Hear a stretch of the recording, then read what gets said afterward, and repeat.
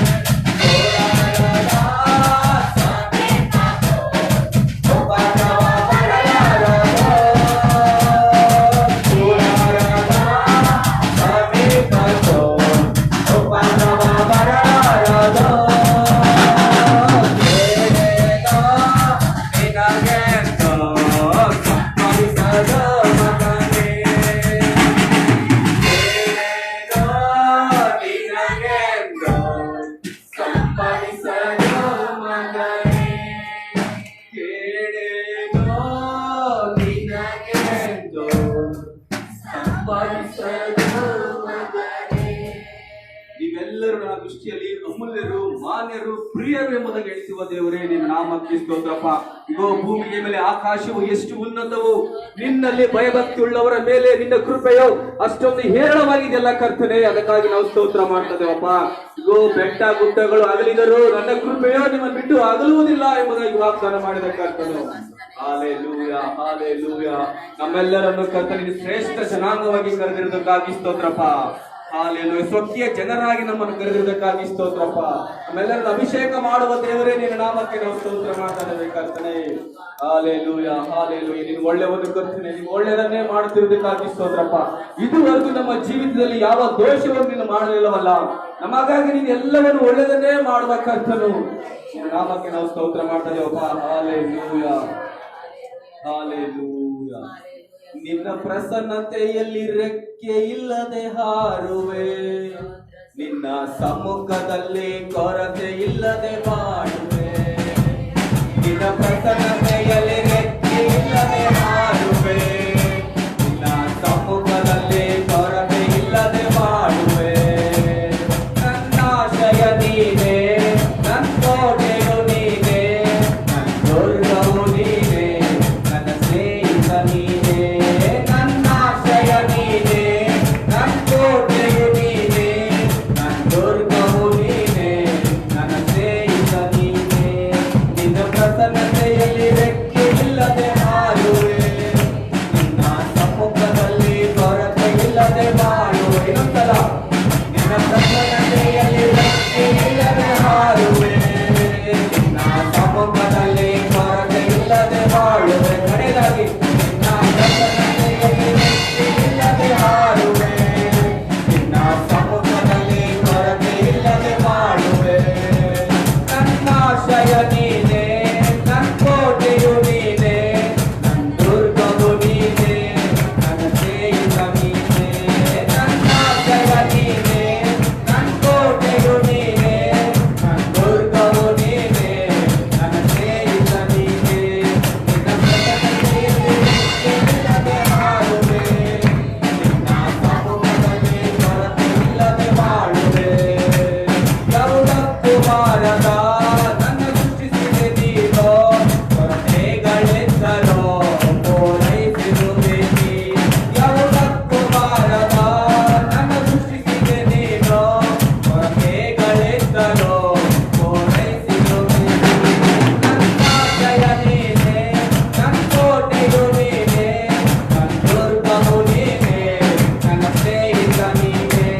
ನನ್ನ ಆಶಯ ನೀನೇ, ನನ್ನ ಕೋಟೆಯು ನೀನೇ, ನನ್ನ ದುರ್ಗವು ನೀನೇ, ನನ್ನ ಸ್ನೇಹಿತ ನೀನೇ. ನಿನ್ನ ಪ್ರಸನ್ನತೆಯಲ್ಲಿ ರೆಕ್ಕೆ ಇಲ್ಲದೆ ಹಾರುವೆ, ನಿನ್ನ ಸಮ್ಮುಖದಲ್ಲಿ ಕೊರತೆ ಇಲ್ಲದೆ ಬಾಳುವೆ. ನಿನ್ನ ಪ್ರಸನ್ನತೆಯಲ್ಲಿ ರೆಕ್ಕೆ ಇಲ್ಲದೆ ಹಾರುವೆ, ನಿನ್ನ ಸಮ್ಮುಖದಲ್ಲಿ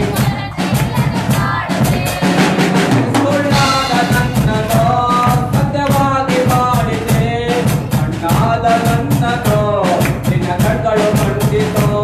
ಸುಳ್ಳಾದ ನನ್ನನ್ನು ಸತ್ಯವಾಗಿ ಮಾಡಿದೆ, ಮಣ್ಣಾದ ನನ್ನನ್ನು ನಿನ್ನ ಕಣ್ಗಳು ಕಂಡಿತು. ನನ್ನ ಆಶಯ ನೀನೇ, ನನ್ನ ಕೋಟೆಯು ನೀನೇ, ನನ್ನ ದುರ್ಗವು ನೀನೇ, ನನ್ನ ಸ್ನೇಹಿತ ನೀನೇ. ನನ್ನ ಆಶಯ ನೀನೇ, ನನ್ನ ಕೋಟೆಯು ನೀನೇ, ನನ್ನ ದುರ್ಗವು ನೀನೇ, ನನ್ನ ಸ್ನೇಹಿತ ನೀನೇ. ನಿನ್ನ ಪ್ರಸನ್ನತೆಯಲ್ಲಿ ರೆಕ್ಕೆ ಇಲ್ಲದೆ ಹಾರುವೆ, ನಿನ್ನ ಸಮ್ಮುಖದಲ್ಲಿ ಕೊರತೆ ಇಲ್ಲದೆ ಬಾಳುವೆ. ನಿನ್ನ ಪ್ರಸನ್ನತೆಯಲ್ಲಿ ರೆಕ್ಕೆ ಇಲ್ಲದೆ ಹಾರುವೆ, ನಿನ್ನ ಸಮ್ಮುಖದಲ್ಲಿ ಕೊರತೆ ಇಲ್ಲದೆ ಬಾಳುವೆ. ಪ್ರಸನ್ನತೆಯಲ್ಲಿ ರೆಕ್ಕೆ ಇಲ್ಲದೆ ಹಾರುವೆ. ಇಷ್ಟು ಜನ ಹೇಳ್ತೀರಾ, ನಿನ್ನ ಸಮ್ಮುಖದಲ್ಲಿ ಕೊರತೆ ಇಲ್ಲದೆ ಬಾಳುವೆ, ನಿನ್ನ ಪ್ರಸನ್ನತೆಯಲ್ಲಿ ರೆಕ್ಕೆ ಇಲ್ಲದೆ ಹಾರುವೆ, ನಿನ್ನ ಸಮ್ಮುಖದಲ್ಲಿ ಕೊರತೆ ಇಲ್ಲದೆ ಬಾಳುವೆ. ನನ್ನ ಆಶಯ ನೀನೇ, ನನ್ನ ಕೋಟೆಯು ನೀನೇ, ನನ್ನ ದುರ್ಗವು ನೀನೇ, ನನ್ನ ಸ್ನೇಹಿತ ನೀನೇ. ನಂಬಿಕೆಯಿಂದ ನನ್ನ ಆಶಯ ನೀನೇ,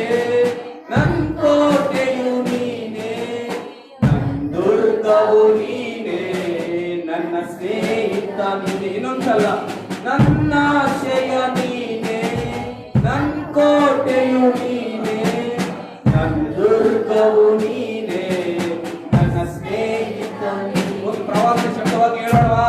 ನನ್ನ ಆಶಯ ನೀನೇ, ನನ್ನ ಕೋಟೆಯು ನೀನೇ, ನನ್ನ ದುರ್ಗವು ನೀನೇ, ನನ್ನ ಸ್ನೇಹಿತ ನೀನೇ. ನಿನ್ನ ಪ್ರಸನ್ನತೆಯಲ್ಲಿ ಲೆಕ್ಕೆ ಇಲ್ಲದೆ ಹಾರುವೆ, ನಿನ್ನ ಸಮ್ಮುಖದಲ್ಲಿ ಕೊರತೆ ಇಲ್ಲದೆ ಹಾಡುವೆ. ನಿನ್ನ ಪ್ರಸನ್ನತೆಯಲ್ಲಿ ಲೆಕ್ಕೆ ಇಲ್ಲದೆ ಹಾರುವೆ, ನಿನ್ನ ಸಮ್ಮುಖದಲ್ಲಿ ಕೊರತೆ ಇಲ್ಲದೆ ಹಾಡುವೆ. ಎರಡು ಕೈಗಳನ್ನು ಪರಲೋಕದ ಕಡೆಗೆ ಚಾಚುತ್ತಾ ಹಾಲೆಲೂಯಾ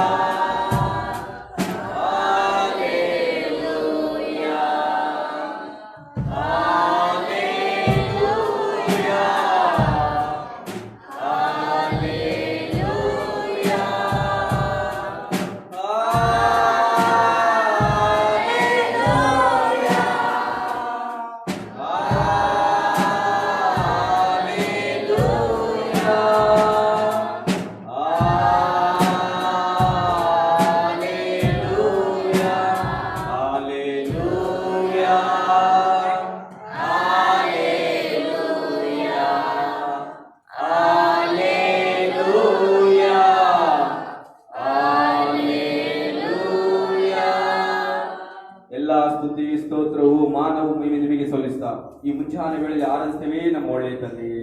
ಆಮೆನ್. ಹಲ್ಲೆಲೂಯಾ. ನಾವು ಹಾಗೆ ನಿಂತಿರುವಾಗ ಕೀರ್ತನೆ ಭಾಗವನ್ನು ಓದಿಕೊಳ್ಳೋಣ.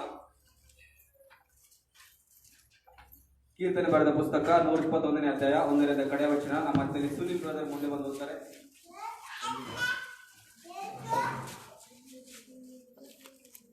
ಕೀರ್ತನೆ ಬರೆದ ಪುಸ್ತಕ 121ನೇ ಅಧ್ಯಾಯ 1ರಿಂದ ಕಡೆಯ ವಚನ.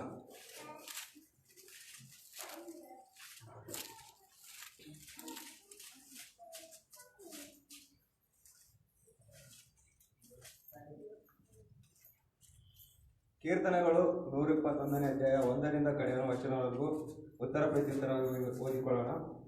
ನಾನು ಕಣ್ಣೆತ್ತಿ ಪರ್ವತಗಳ ಕಡೆಗೆ ನೋಡುತ್ತೇನೆ, ನನ್ನ ಸಹಾಯವು ಎಲ್ಲಿಂದ ಬರುವುದು?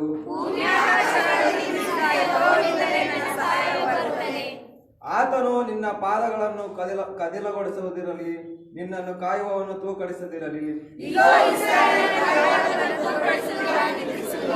ನಿನ್ನನ್ನು ಕಾಯುವವನು ಯೆಹೋವನೇ, ನಿನ್ನ ಬಲಗಡೆಯಲ್ಲಿ ನೆರಳಿನಂತೆ ನಿಂತಿರುವಾತನು ಯೆಹೋವನೇ. ಯೆಹೋವನು ನಿನ್ನನ್ನು ಎಲ್ಲಾ ಕೇಡಿನಿಂದ ತಪ್ಪಿಸುವನು, ನಿನ್ನ ಪ್ರಾಣವನ್ನು ಕಾಯುವನು. ಕಡೆ ವಚನ ನಾವೆಲ್ಲರೂ ಸೇರಿಕೊಂಡು ಓದಿಕೊಳ್ಳೋಣ.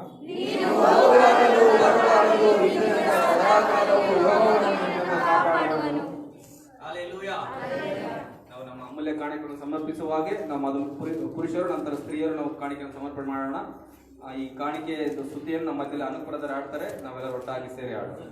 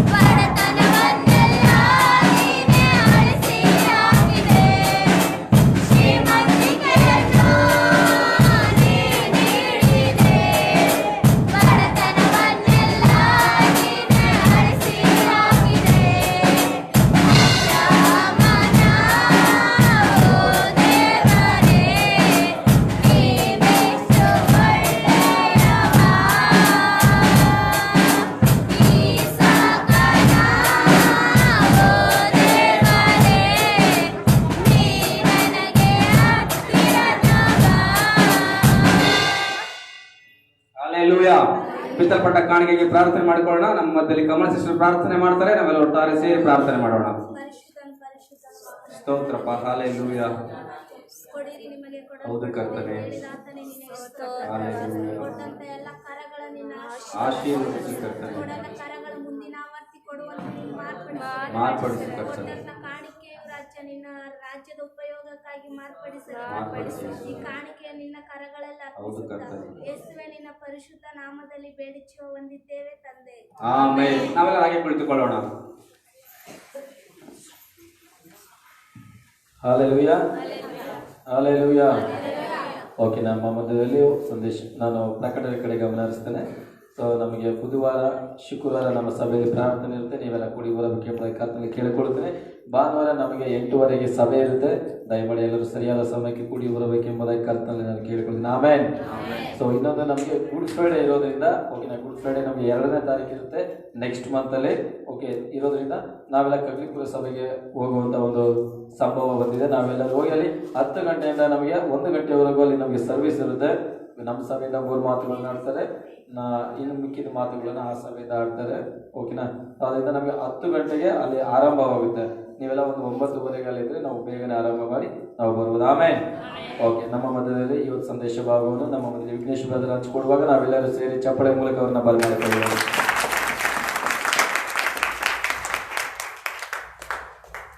Hallelujah, hallelujah, amen. ಎಲ್ಲ ಸಂತೋಷನಾ? ಕರ್ತನ ಇದುವರೆ ಸ್ತುತಿಸಿ ಆರಾಧಿಸಿ ಆತ ನಮ್ಮನ್ನು ಘನಪಡಿಸಿದ. ಆಮೆನ್. ಸಮಯದಲ್ಲಿ ಕೂಡ ಸ್ವಲ್ಪ ಸಮಯ ಕಾಲ ನಾವು ವಾಕ್ಯವನ್ನು ಧ್ಯಾನ ಮಾಡಿಕೊಳ್ಳೋಣ. ಅದಕ್ಕಿಂತ ಮುಂಚಿತವಾಗಿ ನಾವು ಕಣ್ಣುಗಳನ್ನು ಮುಚ್ಚಿ ನಾವು 1 ನಿಮಿಷ ನಾವು ಪ್ರಾರ್ಥಿಸುವ. ನಮ್ಮನ್ನು ಬಹಳವಾಗಿ ಪ್ರೀತಿಸುವಂತಹ ಪರಲೋಕ ತಂದೆ, ನಿನ್ನ ಪರಿಶುದ್ಧವಾದ ನಾಮಕ್ಕೆ ಮಹಿಮೆ ಉಂಟಾಗಲಿ ದೇವರೇ. ಕರ್ತನೆ, ಇದುವರೆಗೆ ದೇವರೇ ನಮ್ಮೊಂದಿಗೆ ಇದ್ದಂತಹ ದೇವರೇ ಈ ವೇಳೆಯಲ್ಲಿ ಕೂಡ ದೇವರೇ ನೀವು ನಮ್ಮೊಂದಿಗೆ ಇದ್ದು ದೇವರೇ ವಾಕ್ಯದ ಮೂಲಕವಾಗಿ ನಮ್ಮೊಂದಿಗೆ ಮಾತನಾಡಿದೆ. ನೀವು ಮಾತನಾಡಿದ ವಾಕ್ಯಗಳನ್ನು ಕರ್ತನ ಪ್ರಕಟಿಸುವರಾಗಿದ್ದೇವೆ. ಕರ್ತನಿನ ಮಕ್ಕಳಿಗೆ ದೇವರೇ ಅದನ್ನು ತಿಳಿಸುವಂತೆ ದೇವರೇ ಅಪ್ಪ ನನ್ನ ಕರ್ತನೆ ಅಪ್ಪ ವಿಶೇಷವಾದ ಬಾಯಿಗಳನ್ನು ಕರ್ತನೆ ಬಾಯಿ ಮೂಲಕ ಹೇಳುವಾಗ ದೇವರೇ ಎಲ್ಲ ಕಾರ್ಯಗಳನ್ನು ಪ್ರಕಟಿಸುವಂತೆ ನೀನು ಕೃಪೆ ಕೊಡುತ್ತೇವೆ. ಅದು ಮಾತ್ರವಲ್ಲ ದೇವರೇ ಅಪ್ಪ ಈ ಸಮಯದಲ್ಲಿ ಕೂಡ ಬಂದಿರುವಂಥ ಒಬ್ಬೊಬ್ಬರನ್ನು ಆಶೀರ್ವದಿಸಿ ವಾಕ್ಯಗಳನ್ನು ಕೇಳಲಿಕ್ಕೆ ದೇವರೇ ಅಪ್ಪ ಅವರ ಆತ್ಮಿಕವಾದ ಕಣ್ಣುಗಳನ್ನು ತೆರೆ ಮಾಡಬೇಕಾಗಿ ನಾವು ಪ್ರಾರ್ಥನೆ ಮಾಡಿಕೊಡ್ತಾ ಇದ್ದೇವೆ. ವಿಶೇಷವಾದ ಜ್ಞಾನವನ್ನು ಕೊಟ್ಟು ನಾಳೆ ಅದ್ಭುತ ಅತಿಶಯಗಳನ್ನು ಮಾಡು ಯೇಸುವಿನ ನಾಮದಲ್ಲಿ ತಂದೆ. ಹಲ್ಲೆಲೂಯಾ. ನಾವು ಈ ವೇಳೆಯಲ್ಲಿ ಕೂಡ ನಾವು ಕರ್ತನ ವಾಕ್ಯಕ್ಕೆ ನಾವು ಬರ್ಕೋಣ. ನಾವು ನೋಡ್ತೇವೆ ಆದಿಯಲ್ಲಿ ದೇವರು ನಮಗೆಲ್ಲ ಕಾರ್ಯಗಳನ್ನು ನಮಗೋಸ್ಕರ ಉಂಟು ಮಾಡಿದ್ದಾರೆ. ಆಮೇಲೆ ನಮ್ಮ ಆದಿಕಾಂಡದಲ್ಲಿ ನೋಡ್ಬೇಕಾದ್ರೆ, ನಾವು ಆದಿಕಾಂಡ ಪುಸ್ತಕದಲ್ಲಿ ನೋಡ್ಬೇಕಾದ್ರೆ, ನಾವು 1ನೇ ಅಧ್ಯಾಯಕ್ಕೆ ಬರಬೇಕಾದ್ರೆ ಅಲ್ಲಿ ಅನೇಕ ಕಾರ್ಯಗಳನ್ನ ದೇವರು ಏನ್ ಮಾಡಿದ್ರು ಗೊತ್ತಾ? ಎಲ್ಲವನ್ನು ಒಳ್ಳೆಯದಂತೆ ನಿರ್ಮಿಸಿದ್ರು. ಆಮೇಲೆ ಇಲ್ಲಿ ಗಮನಿಸಿ, ದೇವರ ವಾಕ್ಯ ನೋಡ್ತೇವೆ. ನಾವು ಆದಿಕಾಂಡ 1ನೇ ಅಧ್ಯಾಯಕ್ಕೆ ಬರಬೇಕಾದ್ರೆ ಅಲ್ಲಿ ಎಲ್ಲಾ ಕಾರ್ಯಗಳನ್ನು ಕುರಿತು ನೋಡೋದಾದ್ರೂ ಕೂಡ ಅಲ್ಲಿ ನಾವು 3ರ ವಚನಗಳು ನೋಡ್ಬೇಕಾದ್ರೆ ಅಲ್ಲಿ ದೇವರು ಹೇಳಿದ್ರು, ಭೂಮಿಯನ್ನು ಉಂಟು ಮಾಡಿದ್ರು, ಆಕಾಶವನ್ನು ಉಂಟು ಮಾಡಿದ್ರು. ಅವಾಗ ದೇವರು ಹೇಳ್ತಾರೆ ಒಳ್ಳೇದಂತ ಹೇಳಿದ್ರು. ನಂತರ ನಾವು ಹಾಗೆ ನಾವು ನೋಡೋದಾದ್ರೆ ಅನೇಕ ಕಾರ್ಯಗಳು ಆ ಎಲ್ಲವನ್ನು ನಿರ್ಮಿಸುವಾಗ ಎಲ್ಲವನ್ನು ಉಂಟು ಮಾಡುವಾಗ ದೇವರು ಹೇಳ್ತಾರೆ ಎಲ್ಲ ಒಳ್ಳೇದಪ್ಪ, ಎಲ್ಲನೂ ಒಳ್ಳೇದಂತ ಹೇಳ್ತಾನೆ ಬಂದರೆ. ಆಮೇಲೆ ಒಂದು ಹಣ್ಣಿನ ಮರ ಉಂಟು ಮಾಡಲಿ ದೇವರು ಹೇಳಿದಂತೆ ಒಳ್ಳೇದು, ಯಾಕಂದ್ರೆ ನಮಗೆ ಜೀವನಗೋಸ್ಕರ ಕೊಟ್ಟಿದ್ದು. ಆದ್ರೆ ಎಲ್ಲವನ್ನು ಒಳ್ಳೇದಂತ ಹೇಳಿದ ದೇವರು ಮನುಷ್ಯರನ್ನು ಉಂಟು ಮಾಡೋದಕ್ಕೆ ದೇವರು ಹೇಳ್ತದೆ ನನ್ನ ಆತನ ಹೃದಯ ನೊಂದೋಯ್ತಂತೆ. ಹಲ್ಲೆಲೂಯಾ. ಅಲ್ಲಿ ನಾವು ವಾಕ್ಯ 6ನೇ ಅಧ್ಯಾಯ ಆದಿಕಾಂಡ 6ನೇ ಅಧ್ಯಾಯ 6ನೇ ವಚನಕ್ಕೆ ಬರೋಣ. ಅಲ್ಲಿ ದೇವರ ವಾಕ್ಯ ನಾವು ಹೀಗೆ ಹೇಳ್ತದೆ. 6ನೇ ವಚನ ಓದೋಣ. ಯೆಹೋವನು ನೋಡಿ ತಾನು ಭೂಮಿಯ ಮೇಲೆ ಮನುಷ್ಯನ ಉಂಟು ಮಾಡಿದ್ದಕ್ಕೆ ಪಶ್ಚಾತ್ತಾಪ ಪಟ್ಟು ತನ್ನ ಹೃದಯದಲ್ಲಿ ನೊಂದುಕೊಂಡನು. ತನ್ನ ಹೃದಯದಲ್ಲಿ ಆತ ನೊಂದುಕೊಂಡಿದ್ದಾರೆ. ನಮ್ಗೆ ಗೊತ್ತಿರೋದು ಎಲ್ಲಾ ಕಾರ್ಯ ಗೊತ್ತಿರೋದ ಕಾರ್ಯ. ಆದ್ರೆ ದೇವರು ಎಲ್ಲವನ್ನ ಒಳ್ಳೆಯದು ಅಂತ ಹೇಳಿ ಮನುಷ್ಯರನ್ನ ದೇವರು ಉಂಟು ಮಾಡಿದಕ್ಕೆ ಆತ ನೊಂದುಕೊಂಡದ. ಆತನ ವಾಕ್ಯ ದೇವರ ವಾಕ್ಯ ಹೇಳುತ್ತೆ ಆತನು ಪಶ್ಚಾತ್ತಾಪ ಪಟ್ಟು ತನ್ನ ಹೃದಯದಲ್ಲಿ ನೊಂದುಕೊಂಡಂತೆ. ಹಾಗಾದ್ರೆ ನಾವು ಎಷ್ಟು ದೇವರ ಮನಸ್ಸನ್ನ ನೋವಿಸಿದ್ದೇವೆ, ನಾವು ಯಾವ ರೀತಿಯಾಗಿ ದೇವರ ಮನಸ್ಸನ್ನು ನೋವು ಕೊಟ್ಟಿದ್ದೇವೆ. ಹಲ್ಲೆಲೂಯಾ. ಯಾವ ರೀತಿಯ ನೋವು ಕೊಟ್ಟಿದ್ದೇವೆ? ಯಾಕೆ ದೇವರು ನೊಂದುಕೊಂಡ್ರು? ಯಾಕಂದ್ರೆ ಆ ದಿನಗಳಲ್ಲಿ ಮಾಡುತ್ತಿರುವಂತಹ ಪಾಪದ ಕಾರ್ಯಗಳು ಹೆಚ್ಚಾದ ನಿಮಿತ್ತವಾಗಿ ಅವಾಗ ದೇವರು ಹೇಳ್ತಾರೆ ಮನುಷ್ಯರು ಉಂಟು ಮಾಡಿ ನೊಂದುಕೊಂಡಿದ್ದ. ಆದ್ರೆ ಹಿಂದಿನ ವಚನ ಓದೋಣ, 5ನೇ ವಚನ ಓದೋಣ. ಮನುಷ್ಯರ ಕೆಟ್ಟತನವು ಭೂಮಿಯ ಮೇಲೆ ಹೆಚ್ಚಾಗಿರುವುದನ್ನು, ಮನುಷ್ಯನ ಕೆಟ್ಟತನವು ಭೂಮಿ ಮೇಲೆ ಹೆಚ್ಚಾಗ್ತಾ ಬಂತು, ಯಾವುದು ಕಡಿಮೆ ಆಗಿಲ್ಲ. ಅದಕ್ಕೆ ದೇವರು ಹೇಳಿದ್ರು ಮನುಷ್ಯನ ಕೆಟ್ಟತನವು ಅನೇಕ ವಿಧ ನೋಡಿದ್ರೆ ಅನೇಕ ಜನರು ಪಾಪದಲ್ಲಿ, ಮೋಸದಲ್ಲಿ, ಅನ್ಯಾಯದಲ್ಲಿ, ಅಕ್ರಮದಲ್ಲಿ ನಡೀತಾ ಇದ್ದಾರೆ. ಅವಾಗ ದೇವರು ಹೇಳಿದ್ರು ಮನುಷ್ಯರ ಕೆಟ್ಟತನವು ಹೆಚ್ಚಾಗ್ತಿದೆ, ಅದ್ರ ನಿಮಿತ್ತವಾಗಿ ದೇವರೇ ಪಶ್ಚಾತ್ತಾಪಟ್ಟು. ಹಲ್ಲೆಲೂಯಾ. ಹಾಗಾದ್ರೆ ನಾವು ದೇವರಿಗೆ ನಾವು ಯಾವ ರೀತಿಯಾಗಿದ್ದೇವೆ? ಒಂದು ಸ್ವಲ್ಪ ಸಮಯದ ಕಾಲ ನಾವು 3 ಕಾರ್ಯದ ಕುರಿತು ನಾವು ಧ್ಯಾನಿಸೋಣ. ಮೊದಲನಾಗಿ ನಮ್ಮ ನಡತೆ ಹೇಗೆ ಇದೆ? ಹಲ್ಲೆಲೂಯಾ. ನಮ್ಮ ನಡತೆ ಹೇಗಿದೆ? ನಾವು ದೇವರ ಬಳಿ ನಾವು ಹೇಗಿದ್ದೇವೆ? ದೇವರೊಂದಿಗೆ ನಾವು ಹೇಗಿದ್ದೇವೆ? ನಮ್ಮ ನಡತೆ ನಾವು ಗಮನಿಸ್ತಾ ಇದ್ದೇವಾ? ನಮ್ಮ ನಡೆ ನಾವು ಗಮನಿಸ್ತಾ ಇದ್ದೇವಾ? ನಾವು ಯಾವ ರೀತಿಯಾಗಿ ಇದ್ದೇವೆ? ದೇವರಿಗೆ ಇಷ್ಟವಾದ ರೀತಿಯಲ್ಲಿ ಇದ್ದೇವಾ? ಇಲ್ಲ ದೇವರಿಗೆ ನಾವು ದುಃಖಕರವಾಗಿದ್ದೇವಾ? ದೇವರ ಪ್ರೀತಿಯಲ್ಲಿ ನಾವು ಇದ್ದೇವಾ? ಹಲ್ಲೆಲೂಯಾ. ನಾವು ಸ್ವಲ್ಪ ಸಮಯದಲ್ಲಿ ಧ್ಯಾನಿಸೋಣ. ಅದಕ್ಕೆ ಉದಾಹರಣೆಗೋಸ್ಕರವಾಗಿ ವೇದ ವಾಕ್ಯದಲ್ಲಿ ಅದೇ ಹೊಸ ಒಡಂಬಡಿಕೆ ಪುಸ್ತಕ ಬರಬೇಕಾದ್ರೆ ಅಪೊಸ್ತಲರ ಕೃತ್ಯ 5ನೇ ಅಧ್ಯಾಯಕ್ಕೆ ಬರಬೇಕಾದ್ರೆ ಅಲ್ಲಿ 5ನೇ ಅಧ್ಯಾಯದಲ್ಲಿ 1ನೇ ವಚನದಿಂದ ನಾವು 5ನೇ ವಚನದಲ್ಲಿ ಓದಬೇಕಾದ್ರೆ ಅಲ್ಲಿ 2 ವ್ಯಕ್ತಿಗಳ ಕುರಿತಾಗಿ ನೋಡ್ಬೋದು. ಹಲ್ಲೆಲೂಯಾ. ಮೊದಲನೇ ವಚನ ಓದೋಣ. ಆದರೆ ಅವನಿಗೇನೆಂಬ ಒಬ್ಬ ಮನುಷ್ಯನು ಸಪ್ಪರಳೆಂಬ ತನ್ನ ಹೆಂಡತಿಯ ಸಮೇತ ಒಂದು ಭೂಮಿಯನ್ನು ಮಾರಿ ಹೆಂಡತಿಯ ಸಮ್ಮತಿಯಿಂದ ಅದರ ಕ್ರಯದಲ್ಲಿ ಒಂದು ಭಾಗವನ್ನು ಬಚ್ಚಿಟ್ಟುಕೊಂಡು ಸಾಕು. ಇಲ್ಲಿ ನಾವು ಚೆನ್ನಾಗಿ ಗಮನಿಸಿಲಿ, ದೇವರ ವಾಕ್ಯಲ್ಲಿ ಈಗ ನೋಡ್ತೇವೆ, ಇಲ್ಲಿ 2 ವ್ಯಕ್ತಿಗಳಿದ್ದಾರೆ. ಅವರು ತನ್ನ ಒಂದು ಭೂಮಿ ಇದೆ, ಆ ಭೂಮಿಯನ್ನ ಏನ್ ಮಾಡಿದ್ರು, ಅದನ್ನ ಮಾರ್ಬಿಟ್ರು. ಅದು ಹೆಂಡತಿಯ ಸಮ್ಮತ ಒಂದಿಗೆ ಅಂದ್ರೆ ಅವರು ಮಾತಾಡಿಕೊಂಡು ಆ ಭೂಮಿಯನ್ನು ಮಾರಿಬಿಟ್ಟರಲ್ಲಿ ಒಂದು ಭಾಗವನ್ನ ಅವರು ಬಚ್ಚಿಟ್ಕೊಂಡ್ರು. ಹಲ್ಲೆಲೂಯಾ. ಒಂದು ಭಾಗವನ್ನು ಬಚ್ಚಿಟ್ಕೊಂಡು ಇನ್ನ ಒಂದು ಭಾಗವನ್ನ ದೇವರ ಅಪೊಸ್ತಲರ ಪಾದಗಳ ಬಳಿ ಕೊಂಡೋಗಿಡ್ತಾ ಇದ್ದಾರೆ. ಹಾಗಾದ್ರೆ ಒಂದು ಭಾಗ ಈ ನಮ್ಮಲ್ಲಿರುವಂತ ಯಾವುದೇ ಕಾರ್ಯಗಳಾಗಿ ನಾವು ಒಂದನ್ನು ಬಚ್ಚಿಟ್ಕೊಂಡ್ರೆ ನಮಗೆ ಏನು ಸಂಭವ ನಡೀಬಹುದು?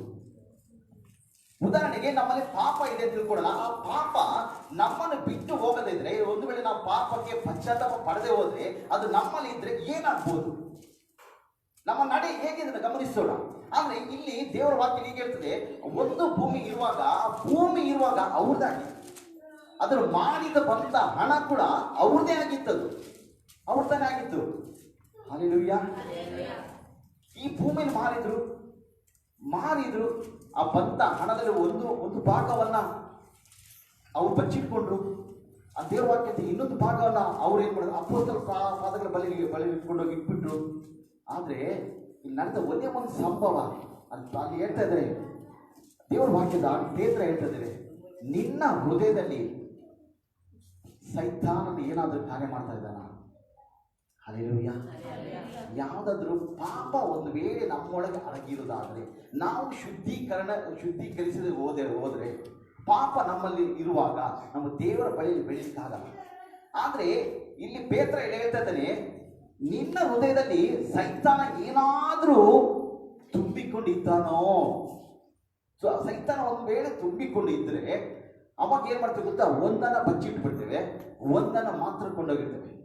ದೇವರು ಅದನ್ನು ಕೇಳ್ತಾ ಇಲ್ಲ. ನಾವು ಯಾವುದೇ ಒಂದು ಕಾರ್ಯಗಳನ್ನು ಮಾಡ್ಲಿಕ್ಕೆ ಹೋದಾಗೂ ಕೂಡ ನಮಗೆ ಬಂದಿರುವಂತ ನಾವು ತಿಂಗಳೆಲ್ಲ ಕೆಲಸ ಮಾಡ್ತೇವೆ, ಬಂದಿರುವಂತ ಹಣನ ನಾವು ಕೆಲಸ ಮಾಡಿದ ಬಂದಿರೋ ಹಣ ಅದು ನಮ್ಮದಾಗಿದೆ. ಆದ್ರೆ ಅದ್ರಲ್ಲಿ ಏನ್ ಮಾಡ್ತೇವೆ ಗೊತ್ತಾ? ಎಲ್ಲಾ ಖರ್ಚಾದ್ಮೇಲೆ ಲಾಸ್ಟಿಗೆ ಸಭೆಗೆ ಬರುವಾಗ ಏನ್ ಮಾಡ್ತೇವೆ ಗೊತ್ತಾ? ಭಾನುವಾರ ಅಯ್ಯೋ ಗಂಡ ಹೆಂಡತಿ ಹೇಳ್ತಾರೆ, ಏನಮ್ಮ ನಾನು ಈ ತಿಂಗಳಲ್ಲಿ ನಾನು ದಶಮಭಾಗ ಹಾಕ್ಲೇ ಇಲ್ಲ, ಈ ತಿಂಗಳ ದಶಮಭಾಗ ಹಾಕಿ ಎಲ್ಲ ದುಡ್ಡು ಖರ್ಚಾಗೋಯ್ತು, ಏನ್ ಮಾಡೋಣ ಅಂತ ಹೇಳ್ಬಿಟ್ಟು ಬೆಳಿಗ್ಗೆ ನಾವು ಭಾನುವಾರ ಬೆಳಿಗ್ಗೆ ಹುಡುಕುದಲ್ಲ. ಆದ್ರೆ ಮೊದಲು ಕೊಡುವಾಗ ಅಲ್ಲಿ ಸಂಬಳ ಕೊಡುವಾಗ ಆ ಹಣ ನಂದಾಗಿತ್ತು. ಆ ಹಣದಲ್ಲಿ ನಾವು ಪ್ರತ್ಯೇಕಿಸಿ ದೇವರಿಗೆ ಪ್ರತ್ಯೇಕಿಸಿಕೊಂಡು ಇಟ್ಟು ನಂತರ ಕಾಣಿಕೆಯಲ್ಲಿ ಕೊಂಡು ನಾವು ಹಾಕುವಾಗ ದೇವರು ನಮ್ಮ ಆಶೀರ್ವದಿಸ್ತಾರೆ. ಹಲ್ಲೆಲೂಯಾ. ಇಲ್ಲಿ ಇದು ಮಾಡಿದ ನಮ್ಮ ಹತ್ರ ಎಷ್ಟೇ ಹಣ ಇದ್ರೂ ಕೂಡ ದೇವರಿಗೆ ಪ್ರತ್ಯೇಕಿಸ ದೇವರು ನಾವು ಚೆನ್ನಾಗಿ ಗಮನಿಸುವ ಒಂದೇ ಒಂದು ಕಾರ್ಯ, ನಮ್ಮ ದೇವರು ನಮ್ಮನ್ನು ಏನ್ ಮಾಡ್ತಾರೆ ಗೊತ್ತಾ? ಹೃದಯಗಳನ್ನು ನೋಡೋ ದೇವರು. ಮನುಷ್ಯರಾದರೂ ಮುಖ ನೋಡ್ತಾರೆ, ದೇವರು ಹೃದಯ ಅಂತರಾಳವನ್ನು ನೋಡೋ ದೇವನಾಗಿದ್ದಾರೆ. ಆದ್ರೆ ನಾವು ಎಷ್ಟು ಕೊಡುತ್ತೇವೆ, ಹೇಗೆ ಕೊಡುತ್ತೇವೆ ಅಂತ ಹೇಳ್ಬಿಟ್ಟು ದೇವರು ನಮ್ಮನ್ನು ಗಮನಿಸ್ತಾನೆ ಇರ್ತಾರೆ. ಒಂದು ವೇಳೆ ದುಃಖದಿಂದ ಕೊಡ್ತಾರ, ಸಂತೋಷದಿಂದ ಕೊಡ್ತಾರ ಅಂತ ಹೇಳಿ ದೇವರು ಗಮನಿಸ್ತಾ ಇರ್ತಾರೆ. ಹಲ್ಲೆಲೂಯಾ. ಆದ್ರೆ ಇವ್ರು ಏನ್ ಮಾಡಿದ್ರು ಗೊತ್ತಾ? ಒಂದು ಭಾಗನ ಬಚ್ಚಿಟ್ಕೊಂಡ್ರು, ಬಚ್ಚಿಟ್ಟು ಇನ್ನೊಂದು ಭಾಗವನ್ನು ದೇವರ ಅಪೊಸ್ತಲರ ಪಾದಗಳ ಬಳಿ ತೆಗೆದುಕೊಂಡು ಬಂದ್ರು. ಆದ್ರೆ ಪೇತ್ರ ಕೇಳ್ತಾರೆ, ನಿಮ್ಮ ಹೃದಯದಲ್ಲಿ ಸೈತಾನ ಏನಾದ್ರು ಹುಕ್ಕಿದ್ನ ಅಂತ ಹೇಳಿ. ಹಲ್ಲೆಲೂಯಾ. ನಂತರ ಓದೋಣ, ಆ ವಚನ ಓದೋಣ, 3ನೇ ವಚನ. ಆಗ ಪೇತ್ರನು, ಅನನೀಯ, ಸೈತಾನನು ನಿನ್ನ ಹೃದಯದಲ್ಲಿ ತುಂಬಿಕೊಂಡಿದ್ದೇನು? ನೀನು ಯಾಕೆ ಆ ಹೊಲದ ಕ್ರಯದಲ್ಲಿ ಕೆಲವನ್ನು ಬಚ್ಚಿಟ್ಟುಕೊಂಡು ಪವಿತ್ರಾತ್ಮನನ್ನು ವಂಚಿಸಬೇಕೆಂದಿದ್ದಿ? ಆ ಆಸ್ತಿ ಇದ್ದಾಗ ನಿನ್ನ ದಾಗಿಯೇ ಇತ್ತಲ್ಲವೇ? ಮಾರಿದ ಮೇಲೆಯೂ ಬಂದ ಹಣವು ನಿನ್ನ ಅಧೀನದಲ್ಲೇ ಇತ್ತಲ್ಲವೇ? ನೀನು ಈ ಕಾರ್ಯವನ್ನು ಹೃದಯದಲ್ಲಿ ಯೋಚಿಸಿಕೊಂಡದ್ದು ಯಾಕೆ? ನೀನು ಸುಳ್ಳಾಡಿದ್ದು ಮನುಷ್ಯರಿಗಲ್ಲ, ದೇವರಿಗೆ ಆಡಿದ್ದೀಯ. ಹಲ್ಲೆಲೂಯಾ. ಹಾಗಾದ್ರೆ ನಾವು ಸುಳ್ಳಾಡಿದ್ದು ಯಾರಿಗೆ? ದೇವರಿಗೆ. ನಾವು ಯಾರಿಗೆ ಬೇಕಾದ್ರೂ ಮನುಷ್ಯರಿಗೆ ಸುಳ್ಳಾಡ್ಬೋದು, ಆದ್ರೆ ದೇವರಿಗೆ ನಾವು ಸುಳ್ಳಾಡ್ತಾ ಇದ್ದೇವೆ. ಇಲ್ಲಿ ಪೇತ್ರ ಕೇಳ್ತಾನೆ, ನೀನು ಸುಳ್ಳಾಡಿದ ಯಾರಿಗೆ ಗೊತ್ತಾ? ಮನುಷ್ಯರಿಗಲ್ಲ, ದೇವರಿಗೆ ಅಂತೇಳಿ. ಹಾಗಾದ್ರೆ ನಾವು ಒಂದೇ ಒಂದು ಕಾರ್ಯ ನಾವು ಚೆನ್ನಾಗಿ ಗಮನಿಸೋಣ. ನಮ್ಮ ನಡತೆ ಹೇಗಿದೆ? ನಮ್ಮ ನಡತೆ ಕುರಿತಾಗಿ ನಾವು ಧ್ಯಾನಿಸುವಾಗ ನಮ್ಮ ನಡತೆ ಹೇಗಿದೆ? ಒಂದು ವೇಳೆ ನನ್ನ ಹೃದಯದಲ್ಲಿ ಪಾಪದ ಕಾರ್ಯಗಳು ಅಡಗಿದೆಯಾ? ನನ್ನ ಹೃದಯದಲ್ಲಿ ಇಲ್ಲ ಬೇಡವಾದ ಕಾರ್ಯಗಳು ಅಡಗಿದೆಯಾ? ನನ್ನ ಹೃದಯದಲ್ಲಿ ಏನಾದರೂ ಕುಡಿತನ ಕಾರ್ಯಗಳು ಅಡಗಿದೆಯಾ? ನನ್ನ ಹೃದಯದಲ್ಲಿ ಬೇರೆ ಏನಾದರೂ ಒಂದು ಬೀಡಿ ಸೇದುದ, ಸಿಗರೇಟ್ ಸೇದ ಆ ಕಾರ್ಯಗಳು ಅಡಗಿದೆಯಾ? ಹಲ್ಲೆಲೂಯಾ. ನಾವೇನ್ ಮಾಡ್ತೀವಿ ಗೊತ್ತಾ? ಯೇಸುವಿನ ಮೊದಲನಾಗಿ ದೇವರನ್ನು ತಿಳಿದುಕೊಳ್ಳುವಾಗ, ದೇವರೇ ನನಗೆ ನೀನಪ್ಪ, ನೀನು ಬಿಟ್ಟು ನನಗೆ ಯಾರಿಲ್ಲ ಅಂತ ಹೇಳ್ತೀವಿ. ದೀಕ್ಷಾಸ್ನಾನ ಕೊಡಬೇಕಾದ್ರೆ ಅಲ್ಲಿ ದೀಕ್ಷೆ ಕೊಡುವಂತ ಮಾಸ್ಟರ್ ಕೇಳ್ತಾರೆ, ನೀನು ದೇವರಿಗೆ ಇನ್ನು ಮೇಲೆ ಮೆಚ್ಚುಗೆ ನಡೆಯುತ್ತೆ ಕೇಳ್ತಾರೆ. ಹೌದು ಅಂತ ಹೇಳ್ತಾರೆ. ಅವ್ರು ದೇವರಿಗೆ ನೀವು ಎಲ್ಲಾ ವಿಷಯಗಳಲ್ಲಿ ಕೂಡ ದೇವರನ್ನು ಘನಪಡಿಸಿದ ಕೇಳುವಾಗ ಹೌದು ಅಂತ ಹೇಳ್ತಾರೆ. ದೇವರನ್ನು ನಿನ್ನ ಬರುವಂತ ಆದಾಯದಲ್ಲಿ ದೇವರನ್ನು ಘನಪಡಿಸಿದ ಅಂತ ಕೇಳ್ತೀವಿ, ಹೌದು ಅಂತ ಹೇಳ್ತೀವಿ. ಆಮೇಲೆ ಎಲ್ಲ ಹೇಳಿದ್ಮೇಲೆ ಹೌದಂತ ಹೇಳಿದ ಮೇಲೆ ನಮ್ಮನ್ನು ನೀರಲ್ಲಿ ಮುಳುಗಿಸಿ ದೀಕ್ಷಾನ್ನು ಕೊಡ್ತಾರೆ. ನಂತರ ಏನ್ ಮಾಡ್ತೇವೆ ಗೊತ್ತಾ? ಆ 2 ದಿನಗಳ ಕಾಲ ಮಾತ್ರನೇ ದೇವರನ್ನು ಚೆನ್ನಾಗಿ ನಾವು ಘನಪಡಿಸ್ತೇವೆ, ದೇವರನ್ನು ಚೆನ್ನಾಗಿ ನಾವು ಆರಾಧನೆ ಮಾಡ್ತೇವೆ. ನಂತರ ಏನ್ ಮಾಡ್ತೇವೆ ಗೊತ್ತಾ? ಅಷ್ಟೇ, ಹೋಯ್ತು ನಮ್ಮ ಕತೆ, ಆತ್ಮಿಕ ಜೀವಿತ ಬಿದ್ದು ಹೋಯ್ತು. ಆಗ ನಮ್ಮ ನಡತೆ ಹೇಗಿದೆ ನಮಗೆ ಚೆನ್ನಾಗಿ ಗಮನಿಸಬೇಕು. ನಮ್ಮ ನಡತೆ ನಾವು ಚೆನ್ನಾಗಿ ಗಮನಿಸುವಾಗ ಅದು ಹೇಗಿದೆ ನಮ್ಗೆ ಚೆನ್ನಾಗಿ ಗೊತ್ತಿದೆ. ನಮ್ಮ ಒಬ್ಬೊಬ್ಬರ ನಡತೆಗಳು ಕೂಡ ನಮ್ಮ ನಡತೆಗಳು ನಮಗೆ ಮಾತ್ರ ಗೊತ್ತಿಲ್ಲ, ಇನ್ನೊಬ್ರಿಗೆ ಗೊತ್ತಿರಲ್ಲ. ನಾವು ಹೇಗಿದೆ, ನನಗೂ ದೇವರಿಗಿರುವಂತ ಐಕ್ಯತೆ ಹೇಗಿದೆ, ನನಗೂ ದೇವರಿಗಿರುವಂತ ಅನ್ಯೋನ್ಯತೆ ಹೇಗಿದೆ. ಹಲ್ಲೆಲೂಯಾ. ಹಾಗಾದ್ರೆ ನನ್ನ ಹೃದಯ ಒಂದು ವೇಳೆ ಬೀಡಿ ಸೇದು ಇದೆಯಾ? ತೆಗೆದುಕೊಳ್ಳೋಣ. ಅದು ಒಂದು ಅಡಗಿರುವುದಾದ್ರೆ, ಇಲ್ಲ ಸಿಗರೇಟ್ ಸೇದು ಒಂದು ಅಡಗಿರುವುದಾದ್ರೆ, ಕುಡಿತನ ಕಾರ್ಯಗಳು ಒಂದು ನನ್ನೊಳಗೆ ಅಡಗಿರುವುದಾದ್ರೆ ನಮ್ಮನ್ನದು ಪಾಪಕ್ಕೆ ಕೊಂಡೋಗ್ತದೆ. ಹಲ್ಲೆಲೂಯಾ. ನಾವು ವಾರ ಎಲ್ಲ ಏನ್ ಮಾಡ್ತೀವಿ? ವಾರ ಎಲ್ಲ ಮನೆಯಲ್ಲಿ ಕಲಿತೇವೆ, ಇಲ್ಲ ಹೊರಗಡೆ ಲೋಕದ ಜನರೊಂದಿಗೆ ನಾವು ಕಲಿತೇವೆ. ವಾರ ಒಂದು ದಿವಸ ಬಂದು ದೇವರೇ ಬೆಳಿಗ್ಗೆ ಬಂದು ದೇವರು ಇವತ್ತೆಲ್ಲ ನೀನು ಕಾಪಾಡಿ ಸ್ತೋತ್ರ ಅಂತ ಹೇಳ್ಬಿಟ್ಟು ಸಂಜೆ ಹೊತ್ತು ನೈತಿಕವನ್ನು ಹಾಕಿದ್ರೆ ಅದು ದೇವರನ್ನು ನಮ್ಮ ನಡತೆ ಅದು ದೇವರು ಮೆಚ್ಚುವುದಿಲ್ಲ. ಹಲ್ಲೆಲೂಯಾ. ನಾನು ಕೆಲವು ಗಮನಿಸಿದೆ, ಕೆಲವು ಜನರು ತುಂಬ ಗಮನಿಸುವಾಗ ಬೆಳಿಗ್ಗೆಯಿಂದ ಸಾಯಂಕಾಲ ಕೆಲಸ ಮಾಡ್ತಾರೆ, ಸಂಜೆ ಹೊತ್ತು ಹೋಗ್ಬಿಟ್ಟು ಯಾರು ಆ ಕಡೆಗೆ ನೋಡ್ತಾರೆ, ಯಾರು ನೋಡಿದ ತಕ್ಷಣ ಹಂಗೆ ನುಗ್ಬಿಟ್ಟು ಹೋಗಿ ಒಂದು ಕಾಟು ನೈಟೆ ತಗೊಂಡು ಬಂದು ಮನೇಲಿ ಹೋಗ್ಬಿಟ್ಟು ಅಲ್ಲಿ ಕುಡಿತಾ ಇರ್ತಾರೆ. ಹಲ್ಲೆಲೂಯಾ. ಇನ್ನು ಕೆಲವರು ಇರ್ತಾರೆ, ಯಾಕೋ ಬ್ರದರ್ ನಗ್ತಾ ಇದ್ದಾರೆ. ಇನ್ನು ಕೆಲವರು ಇದ್ದಾರೆ ಸೈಡಲ್ಲಿ ಹೋಗ್ಬಿಟ್ಟು ಯಾರು ನೋಡಲ್ಲ ಅಂತ ಹೇಳ್ಬಿಟ್ಟು ಒಂದೇ ಒಂದು ಸಿಗರೇಟ್ ಸೇರ್ಕೊಂಡು ಬರ್ತಾರೆ. ಅಂಗಡಿ ಹೋಗಿ ಟೀ ಕುಡಿತಾರೆ, ಕಾಫಿ ಕುಡಿತಾರೆ, ಸೈಡಲ್ಲಿ ಯಾರು ನೋಡಲ್ಲ ಕುಡ್ಕೊಂಡು ಬರ್ತಾರೆ. ಇನ್ನು ಕೆಲವರು ಇರ್ತಾರೆ ಗುಡ್ಗಳನ್ನು ಹಾಕೊಂಡು ಹಾಗೆ ಅಗಿತಾ ಇರ್ತಾರೆ. ಅವಕ್ಕೆ ಅವ್ರು ಹೇಳುವಂತ ಕಾರ್ಯ ಒಂದೇ, ನಾನು ಹೆಂಡತಿ ಮಕ್ಕಳು ಬೇಕಾದ್ರೆ ಬಿಟ್ಬಿಡ್ತೇನೆ, ಇದನ್ನು ಬಿಡ್ಲಿಕ್ಕೆ ಆಗಲ್ಲ ಅಂತ. ಹಲ್ಲೆಲೂಯಾ. ಆದ್ರೆ ಹೆಂಡತಿ ಮಕ್ಕಳಿಗಿಂತಲೂ ಜಾಸ್ತಿ ಯಾವ್ದಾಗಿತ್ತು ಹೇಳಿ? ಕುಡಿಯುವುದು, ಗುಡ್ಕ ತಿನ್ನೋದು, ಸಿಗರೇಟ್ ತಿನ್ನೋದು, ಅದೇ ಆಯ್ತು. ಆಗ ನಮ್ಮ ನಡತೆ ಹೇಗಿದೆ? ಹಲ್ಲೆಲೂಯಾ. ನಮ್ಮ ನಡತೆಯನ್ನು ನಾವು ವ್ಯತ್ಯಾಸ ಪಡಿ ಚೇಂಜ್ ಮಾಡುವಾಗ ಕರ್ತನು ನಮ್ಮನ್ನು ಆಶೀರ್ವಾದ ಮಾಡ್ತಾರೆ. ನಮ್ಮ ನಡತೆ ಇದ್ದಾಗೆ ಇದ್ರೆ ದೇವರು ನಮ್ಮನ್ನು ಆಶೀರ್ವಾದ ಮಾಡಲಿಕ್ಕೆ ಜಾಗನೇ ಇಲ್ವೇ? ಹಲ್ಲೆಲೂಯಾ. ಹಲ್ಲೆಲೂಯಾ. ಯಾಕಂದ್ರೆ ದೇವರು ನಮಗೆ ಕೊಟ್ಟಿರೋ ಆಜ್ಞೆಗಳಲ್ಲಿ ನಾವು ಒಂದು ಕೂಡ ಅದನ್ನು ಮರೆಯಬಾರ್ದು. ಒಂದು ತಪ್ಪು ಮಾಡಿಬಿಟ್ರೆ, ಒಂದೇ ಆಜ್ಞೆಗಳನ್ನು ಮೀರಿ ನಾವು ಪಾಪ ಮಾಡಿದ್ರೆ ಯಾವುದಕ್ಕೆ ನಡೆದುಕೊಂಡಾಗೆ? ಹಲ್ಲೆಲೂಯಾ. ಅದರಿಂದ ನಮ್ಮ ನಡತೆಯನ್ನು ಚೆನ್ನಾಗಿ ನಾವು ಗಮನಿಸಬೇಕು. ದೇವರ ಹಾಗಾದ್ರೆ ಆ ಒಂದು ಕಾರ್ಯ ನಮ್ಮೊಳಗೆ ಅಡಗಿದ್ರೆ ಏನಾಗುತ್ತೆ? ನೆಕ್ಸ್ಟ್ ಓದೋಣ, ಮುಂದೆ ಓದೋಣ, 5ನೇ ವಚನ ಓದೋಣ. ಈ ಮಾತುಗಳನ್ನು ಅನನೀಯನು ಕೇಳಿದ ಕೂಡಲೇ ಬಿದ್ದು ಪ್ರಾಣ ಬಿಟ್ಟನು. ಗಮನಿಸಿ, ಒಂದು ನಿಮಿಷ ಗಮನಿಸಿ.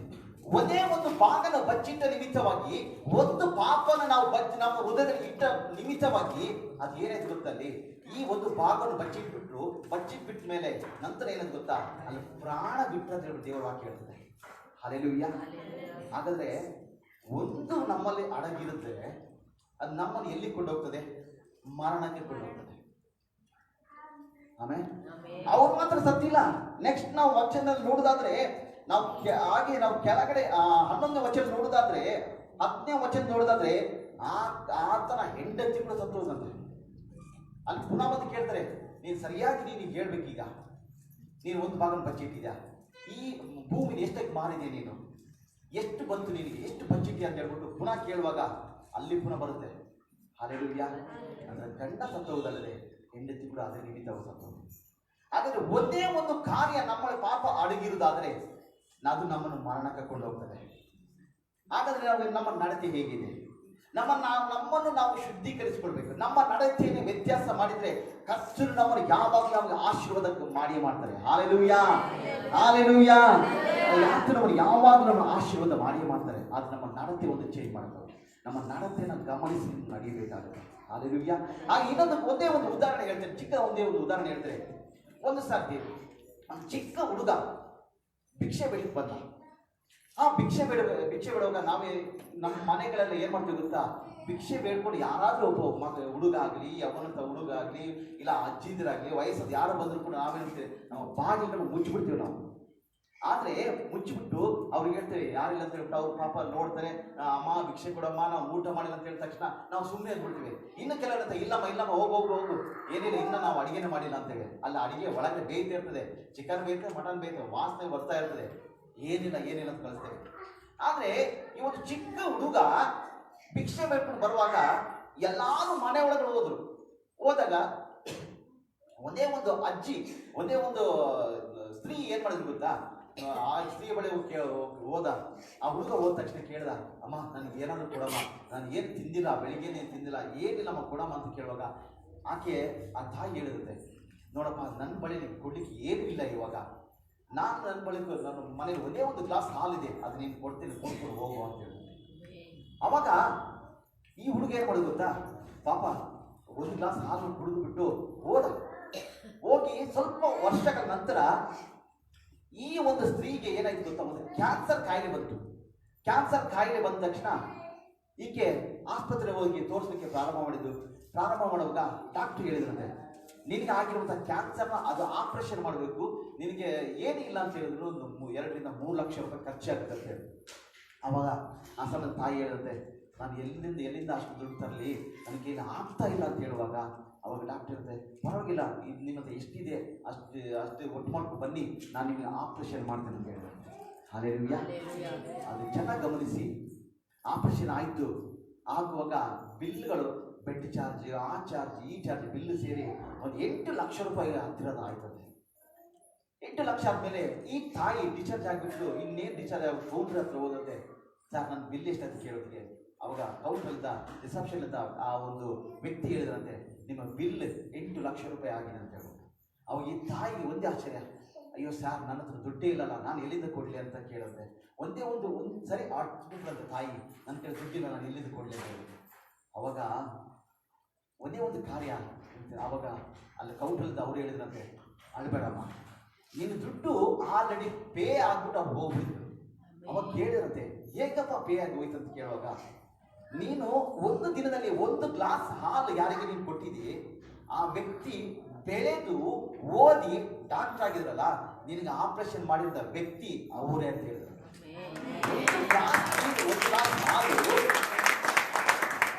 1 ಗ್ಲಾಸ್ ಹಾಲು ಒಂದು ತಾಯಿಯನ್ನ ಬದುಕಿಸಿಬಿಟ್ಟಿದೆ. ಹಲ್ಲೆಲೂಯಾ. ನಮ್ಮ ನಡತೆ ಹೇಗಿರಬೇಕು? ನಮ್ಮ ನಡತೆ ಹೇಗಿದೆ? ಹಲ್ಲೆಲೂಯಾ. ಅದೇ ನಮ್ಮ ನಡತೆ ನಾವು ಗಮನಿಸುವಾಗ ದೇವರು ಎಲ್ಲಾ ವಿಷಯಗಳಲ್ಲಿ ಕೂಡ ನಮ್ಮನ್ನು ಆಶೀರ್ವಾದ ಮಾಡ್ತಾರೆ. ಆಮೇಲೆ ಒಂದು ದಿನಗಳು ನಮ್ಮನ್ನು ಕೊರತೆಯಲ್ಲಿ ಬಿಡುವುದೇ ಇಲ್ಲ. ಯಾವಾಗ ಕೊರತೆಯಲ್ಲಿ ಬಿಡುವುದಿಲ್ಲ ಅಂತ ಹೇಳಿದ್ರೆ ದೇವರಿಗೆ ಮೆಚ್ಚುಗೆ ನಡಿಬೇಕಾಗುತ್ತೆ. ಒಂದು ಕಾರ್ಯ ನಮ್ಮೊಳಗೆ, ಯಾವುದೋ ಒಂದು ಕಾರ್ಯ ನಮ್ಮೊಳಗೆ ಹೃದಯದಲ್ಲಿ ಹೋಗಿದ್ರೆ ದೇವರು ನಮ್ಮನ್ನು ಆಶೀರ್ವಾದ ಮಾಡಲ್ಲ. ಅದರ ನಾವು ಮರಣಕ್ಕೆ ತುತ್ತಾಗುವ ಪರಿಸ್ಥಿತಿ ಕೂಡ ನಮ್ಮಲ್ಲಿ ಬರಬಹುದು. ನಾವು ಇವತ್ತು ಗಮನಿಸೋಣ, ನಾವು ಒಂದು ವೇಳೆ ನನ್ನೊಳಗೆ ಯಾವುದಾದ್ರು ಬೇರೆ ಕಾರ್ಯ ನನ್ನ ಅಡಗಿದೆಯಾ, ನನ್ನೊಳಗೆ ಬೇರೆ ಏನಾದರೂ ಬಂದಿದೆಯಾ, ಇಲ್ಲ ನಾನು ಬೇರೆ ಯಾವುದಾದ್ರು ನನ್ನೊಳಗೆ ಇದೆಯಾ, ಅದನ್ನು ಬೇರ್ಪಡಿಸು. ಹಾಲೆಲೂಯಾ. ನಾವು ನೋಡ್ತೇವೆ ನಮ್ಮ ಆ ದಿನ ಹೋದ ವರ್ಷ ನಾವು ನೋಡ್ಬೋದು, ಇದೇ ಸಮಯದಲ್ಲಿ ನಮಗೆ ಕೊರೋನಾ ಬಂದ ನಿಮಿತ್ತವಾಗಿ ಅನೇಕರು ಊಟ ಇಲ್ಲದೆಲ್ಲ ಇದ್ರು. ಆದರೂ ದೇವರು ನಮ್ಮನ್ನು ಪೋಷಣೆ ಮಾಡ್ತಾ ಬಂದಿದ್ದಾರೆ. ಆಮೇಲೆ ಪೋಷಿಸ್ತಾ ಬಂದರೆ ಯಾವುದು ಕೊರತೆ ಇಲ್ಲದಾಗ ಆತ ನಮ್ಮನ್ನು ಪೋಷಣೆ ಮಾಡಿದ್ದಾರೆ. ಆದರೆ ನಾವು ಇವತ್ತು ನಾವು ಗಮನಿಸುವ ನಮ್ಮ ನಡತೆ, ಆ ದಿನ ನಡೆಸಿದ ದೇವರು ಇವತ್ತು ಕೂಡ ನಮ್ಮ ನಡೆಸಿಕೊಂಡು ಬರ್ತಾನೆ ಇದ್ದಾರೆ. ನಾವು ನೋಡ್ತೇವೆ ವೇದವಾಕ್ಯಗಳು ಒಂದು ಅರಸುಗಳ ಪುಸ್ತಕ ನೋಡೋದಾದ್ರೆ ಅಲ್ಲಿ ಏನೇನೇನು ಪೋಷಿಸೋಗೋಸ್ಕರವಾಗಿ ಕಾಗೆಯನ್ನು ಕಲಿಸಿಕೊಂಡ ದೇವರು. ಆಮೇಲೆ ಹಾಲೆಲೂಯಾ. ನಮ್ಮನ್ನು ಪೋಷಿಸೋಗೋಸ್ಕರವಾಗಿ ನಮಗೆ ಯಾರೋ ಒಬ್ಬ ವ್ಯಕ್ತಿಯನ್ನು ಕಲಿಸುವಂತ ದೇವನಾಗಿದ್ದಾನೆ. Hallelujah, hallelujah. ನಾವೇನ್ ಮಾಡ್ತೀವಿ ಗೊತ್ತಾ, ಸಭೆಗೆ ಬನ್ನಿ ಅಂತ ಹೇಳಿದ ತಕ್ಷಣ ನಾವು ಏನ್ ಮಾಡ್ತೀವಿ ಗೊತ್ತಾ, ಅಯ್ಯೋ ನಾನು ಅವರಿದ್ದರೆ ನಾನು ಬರಲ್ಲ. ನಮ್ಮ ಸಭೆಯಲ್ಲಿ ಒಂದು ಘಟನೆ ನಡೀತು. ಏನ್ ಘಟನೆ ಅಂತ ಹೇಳಿದ್ರೆ, ಒಂದು ಸರ್ತಿ ಅವ್ರ ರಿಲೇಷನ್ ಒಳಗೆ ಒಂದು ಜಗಳ ಆಯಿತು. ಜಗಳ ಆಗುವಾಗ ಒಬ್ಬರು ಒಂದು ಮಾತು ಹೇಳಿದ್ರು, ಬ್ರದರ್ ಒಬ್ಬರು ಮಾತಾಡಿದ್ರು, ಅಣ್ಣ ಅವರು ಸಭೆಗೆ ಬರ್ದಾಗ ನಾನು ಬರಲ್ಲ. ಇವ್ರು ಹೇಳಿದ್ರು, ಅಣ್ಣ ಅವ್ರು ಬರ್ದು ನಾನು ಬರಲ್ಲ ಅಂತ. ಹಾಗಾದ್ರೆ ನಾವು ಮನುಷ್ಯನ ನೋಡಿ ಬರ್ತೀವಿ, ದೇವರನ್ನು ನೋಡಿ ಬರ್ತೀವಿ ನಾವು. ಹಾಲೆಲೂಯಾ. ನಾವು ಮನುಷ್ಯ ನೋಡಿ ಬರೋದು ಬೇಡ, ದೇವರನ್ನು ನೋಡಿ ಬರೋಣ. ಮನುಷ್ಯರು ಹೇಗೆ ಬೇಕಾದ್ರೆ ಇರ್ತಾರೆ, ಅದು ನಮಗೂ ಬೇಕಾಗಿಲ್ಲ. ಬಾರೋರು ಬರೋದು. ಹಾಗೆ ಸಭೆಯಲ್ಲಿ 3 ಥರದ ಗುಂಪುಗಳು ಇರ್ತದೆ. ಒಂದು ಅದ್ಭುತಗಳನ್ನು ಎದುರು ನೋಡ್ಕೊಂಡು ಬರೋ ಗುಂಪು ಇರ್ತದೆ. ಅವ್ರು ಬರೀ ಏನು ಮಾಡಲ್ಲ, ಬರೀ ಅದ್ಭುತ ಆದ್ರೆ ಸಾಕು, ಅದ್ಭುತ ಹೊಂದಿಕೊಂಡು ನಂತರ ಹೋಗ್ಬಿಡ್ತಾರೆ. ಅನೇಕ ಜನ ಸಭೆಗೆ ಬರುವಂತ ಜನಗಳು ಇಲ್ಲಿ ಕೂಡ ಅಷ್ಟೇ ಅನೇಕ ಜನ ಬಂದಿರ್ಬೋದು, ಅದ್ಭುತಗಳ ಬಂದು ಹಿಂದಿರುಗಿ ಹೋದ ಜನಗಳಿರ್ತಾರೆ. ಇನ್ನೊಂದು ಕೊರತೆಗಳನ್ನು ಹುಡುಕುವಂತ ಜನಗಳಿರ್ತಾರೆ. ಕೊರತೆ, ಬರೀ ಅವ್ರ ಕೊರತೆ, ಅಯ್ಯೋ ಅವ್ರು ಹಾಗೆ ಮಾಡಿದ್ರು, ಇವ್ರು ಈಗ ಮಾಡಿದ್ರು, ಇವ್ರು ಲೇಟಾಗಿ ಬರ್ತಾರೆ, ಅವ್ರು ನೋಡ್ದ ಒಂಥರ ಅವ್ರ ಲೆವೆಲೇ ಚೇಂಜ್ ಅಲ್ಲ. ಇನ್ನೊಂದು ಗುಂಪು ಇರ್ತದೆ, ವಾಕ್ಯಗಳನ್ನು ಕೇಳುವಂತ ಗುಂಪು ಇರ್ತದೆ. ಹಾಲೆಲೂಯಾ. ನಾವು 2 ಗುಂಪಿನ ಅದ್ಭುತ ನಮಗೆ ಬೇಕು, ಆದ್ರೆ ಅದ್ಭುತ ಹೊಂದಿಕೊಂಡ್ರೆ ಹೋಗುದಲ್ಲ, ಕೊರತೆಗಳು ಹುಡುಕುದಲ್ಲ, ವಾಕ್ಯಗಳನ್ನು ಕೇಳುವಂತ ಗುಂಪುಗಳಾಗಿರ್ಬೇಕು. Hallelujah, hallelujah. ಆಮೇಲೆ ನಾವು ಮಾಡಬೇಕಾದ ಒಂದೇ ಒಂದು ಕಾರ್ಯ, ನಮ್ಮ ನಡತೆಯನ್ನ ಚೇಂಜ್ ಮಾಡಬೇಕಾಗುತ್ತೆ, ನಮ್ಮ ನಡತೆಯನ್ನ ವ್ಯತ್ಯಾಸಪಡಿಸಬೇಕಾಗುತ್ತೆ. ಇನ್ನೊಂದು ಮೊದಲಾಗಿ ನಾವು ನೋಡಿದ್ರೆ ನಮ್ಮ ನಡತೆ ಹೇಗಿದೆ ಅಂತ. ಇನ್ನೊಂದು ಕಾರ್ಯ, ನಮ್ಮ ಇಲ್ಲಿ ದೇವರ ವಾಕ್ಯ ಹೇಳ್ತದೆ, ಆಜ್ಞೆಯಿಂದ ತೊಲಗಿ ಹೋಗೋದಕ್ಕಿಂತ ಆ ಮಾರ್ಗವನ್ನು ತಿಳಿದಿದ್ದರೆ ಮೇಲಾಗಿತ್ತು. ಒಂದು ವೇಳೆ ನಾವು ಆ ಒಂದು ಆಜ್ಞೆಗಳು, ಈಗ ನಮ್ಗೆ ಗೊತ್ತು, ನಾವು ತಪ್ಪು ಮಾಡಬಾರ್ದು, ನಾವು ಪಾಪ ಮಾಡಬಾರ್ದು, ನಾವು ಮೋಸ ಮಾಡಬಾರ್ದು, ಅನ್ಯಾಯ ಮಾಡಬಾರ್ದು, ಎಲ್ಲ ಗೊತ್ತಿದೆ ನಮಗೆ. ಅದನ್ನ ಏನ್ ಮಾಡ್ತೇವೆ, ಮೀರಿನ ಕೂಡ ಪಾಪ ಮಾಡ್ತಾ ಇರ್ತೇವೆ. ಆ ದೇವರ ವಾಕ್ಯ ಹೇಳ್ತದೆ, ಅವನು ಅದಕ್ಕಿಂತಲೂ ತಿಳಿಯದೇ ಇದ್ರೆ ಎಷ್ಟೇ ಮೇಲಾಗ್ತಿತ್ತು ಅಂತ. ಹಾಲೆಲೂಯಾ. ನಂತರ ನಾವು ವಾಕ್ಯ ನೋಡುದಾದ್ರೆ 22ನೇ ವಚನ ಹೇಳ್ತದೆ, ನಾಯಿ ತಾನು ಕಕ್ಕಿದವರು ನೆಕ್ಕುವುದಕ್ಕೆ ತಿರುಗಿಕೊಂಡಿತು ಮತ್ತು ತೊಳೆದ ಹಂದಿ ಕೆಸರಲ್ಲಿ ಹೊರಡುವುದಕ್ಕೆ ಹೋಯಿತು ಎಂಬ ನಿಜವಾದ ಗಾದೆಗೆ ಸರಿಯಾಗಿ ನಡೆದಿದ್ದಾರೆ. ಹಾಲೆಲೂಯಾ. ಅದು ಒಂದು ಗಾದೆಯ ಮಾತಲ್ಲಿ ಇಲ್ಲಿ ಕೂಡ ಹಾಕಿದ್ದಾರೆ. ಯಾಕಂದ್ರೆ ನಾಯಿ ಅದನ್ನು ಎಷ್ಟೇ ಒಳ್ಳೆ ಆಹಾರ, ನಾವು ಕೆಲವು ಮನೆಯಲ್ಲಿ ಸಾಕಿರುವಂತ ನಾಯಿಗೆ ಒಳ್ಳೆ ಆಹಾರ ಕೊಡ್ಬೋದು, ನಂತರ ಏನ್ ಮಾಡ್ತೀವಿ ಗೊತ್ತಾ, ಅದನ್ನು ಅಲ್ಲೇ ಕಟ್ಬಿಡ್ತದೆ. ನೆಕ್ಸ್ಟ್ ಮನುಷ್ಯರಲ್ಲಿ ಗೋರ್ಬಾರ್ದು ಅಂತ ಹೇಳ್ಬಿಟ್ಟು ಅದೇ ನೆಕ್ ತಿನ್ಕೊಂಡಿರ್ತದೆ.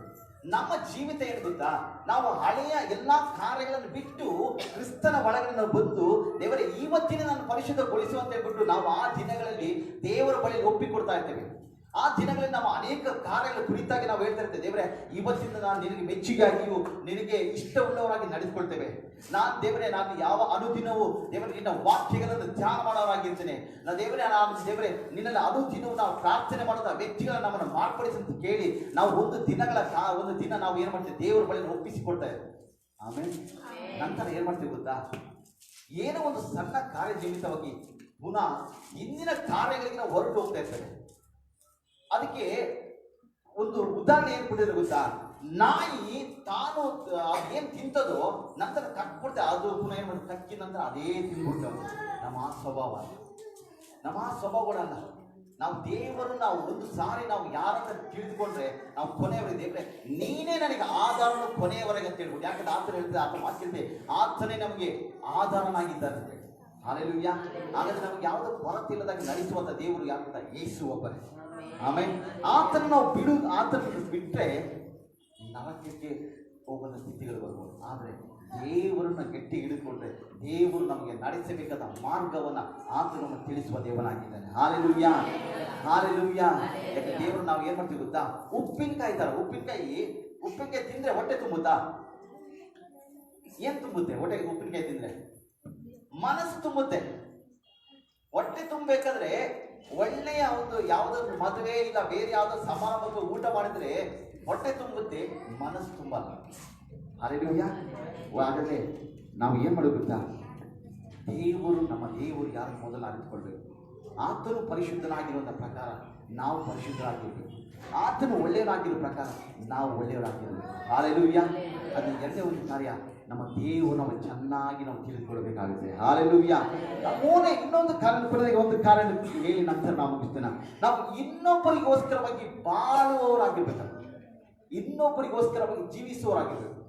ನಾವು ಅಂತೆ ನಾನು ಮಾತ್ರ ಸಭೆಗೆ ಬಂದರೆ ಸಾಕು, ಇನ್ನು ಯಾರು ಬೇಡ.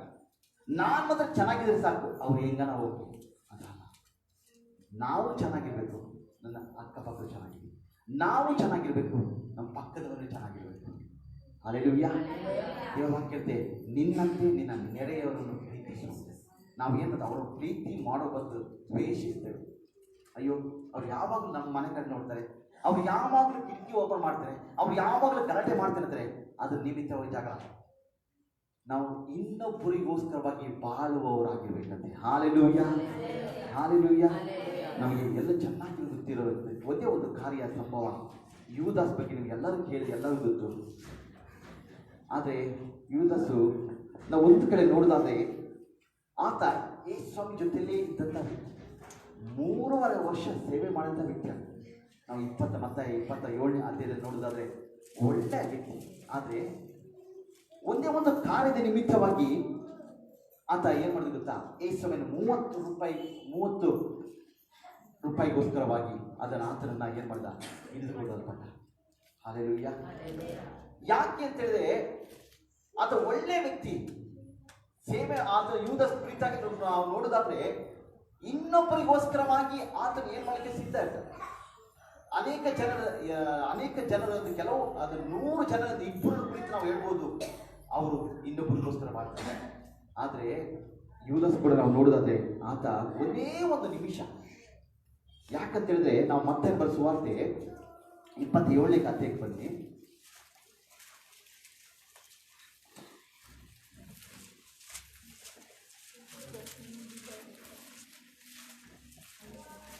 ಮೂರನೇ ವಚನ ಓದೋಣ.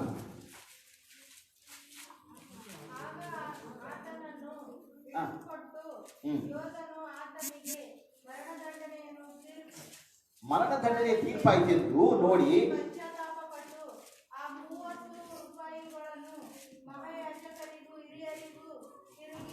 ಸಾಕು. ಹಾಲೆಲೂಯ. ಇಲ್ಲಿ ನಾವು ಒಂದು ಕಡೆಯಲ್ಲಿ ನೋಡ್ಬೋದು, ಅವನು ಯಾಕೆ ಅವನು 30 ರೂಪಾಯಿಗೆ ಮಾರಿರ್ಬೋದು. ಯಾಕೆ 30 ರೂಪಾಯಿಗೆ ಯೇಸುವನ್ನ ಹಿಡ್ಕೊಟ್ಟ? ಯೇಸುವನ್ನ 30 ರೂಪಾಯಿ ಯಾಕೆ ಹಿಡ್ಕೊಟ್ಟ? ಒಂದು ಕಾರಣ ಗಮನಿಸ್ಬೋದು. ಆತ ಮಹಾಯಾಜಕರ ಬಳಿಯಿಂದ ಆತ 30 ರೂಪಾಯಿಗಳನ್ನು ಕೊಡಬೇಕನ್ನೋ ಸಂಭವ ಇತ್ತು. ಆ ಒಂದು ಸಂಭವಕ್ಕೋಸ್ಕರವಾಗಿ ಒಂದು ವೇಳೆ ನಾನು ಸತ್ತರೆ ಆ ಹಣ ಇನ್ಯಾರು ತಲುಪಿಸೋ ಇಲ್ಲ ಅಂತ ಹೇಳ್ಬಿಟ್ಟು ಒಂದು ಯೋಚನೆ ಮಾಡ್ದ, ಆ ಚಿಂತೆ ಮಾಡ್ದ, ಹೇಗಾದ್ರೂ ಮಾಡಿ 30 ರೂಪಾಯಿ ಕೊಡ್ಬೇಕಂತ ಹೇಳಿ. ಅವಾಗ ಆ ಒಂದು ಸಂಪದ ನಿಮಿತ್ತವಾಗಿ ಯೇಸುವನ್ನ ಹಿಡಿದುಕೊಳ್ಳುತ್ತಾ ಬಂತು. ಯೇಸುವನ್ನ ಹಿಡಿದು 30 ರೂಪಾಯಿಗೆ ಕೊಟ್ಟು ಆ ಒಂದು ಹಣದ ನಿಮಿತ್ತವಾಗಿ ಆ ಹಣನ ತೆಗೆದುಕೊಂಡು ಬಂದ್ಬಿಟ್ಟು ಆತ ತನ್ನ ಜೀವನ ನಡೆಸಿಲ್ಲ. ಆತ ಹೋಗಿಬಿಟ್ಟು ತನ್ನೊಂದೇ ಆ ಹಣನ ತೆಗೆದುಕೊಂಡು ಹೋಗ್ಬಿಟ್ಟು ನಾನು ಅದನ್ನು ಮಜಾ ಮಾಡಿಲ್ಲ. ಆತ ಏನು ಮಾಡಿದ? ಕೊಂಡೋಗಿ ಆ ಹಣನ ಆ ಒಂದು ದೇವಾಲಯದೊಳಗೆ ಅಲ್ಲಿ ಬಿಸಾಡ್. ನಾವು 5ನೇ ವಚನದಲ್ಲಿ ನೋಡೋದಾದ್ರೆ ಆಗ ಅವನು ಆ ಹಣವನ್ನು ದೇವಾಲಯದೊಳಗೆ ಅಲ್ಲಿ ಬಿಸಾಕ್ಬಿಟ್ಟ. 30 ರೂಪಾಯಿನ ಅಲ್ಲಿ ಬಿಸಾಕ್ಬಿಟ್ಟ. ಆತ ತೆಗೆದುಕೊಂಡು ಹೋಗಿಲ್ಲ.